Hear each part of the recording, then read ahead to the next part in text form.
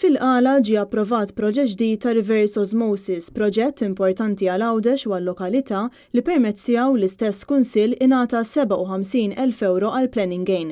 Dawn il-flus li se jkunu qed jingħaddu lill-kunsill lokali biex jintużaw għal proġetti soċjali fil-lokalità ma kinux jingħaddu li kieku ma kienx hemm preżenti għall-laqgħa li matula ġie approvat il-proġett il-membru parlamentari fisem il-Partit Nazzjonalista Martes Portelli kif spjegat stess f'kumment li dan l-istazzjon. U waqt li qed nevalwaw l-applikazzjoni indunajt illi il-planning gain illi oriġinarjament ma kienx inkluża fil-każ tal-case officer wara ġiet proposta ammont ta' 10,000 euro u min-naħa tiegħi bħala rappreżentanta wkoll tal-Partit Nazzjonalista fuq il-bord insistejt u qajjimt il-punti legali kollha neċessarja biex issa il-planning gain telat għal 57,000 euro.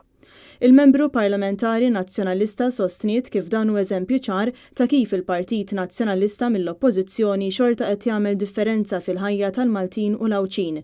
Temmet tgħid li temmen li jekk inkomplu naħdmu flimkien inkomplu nibnu soċjetà li jimpurtah il-politiku flimkien mal-poplu.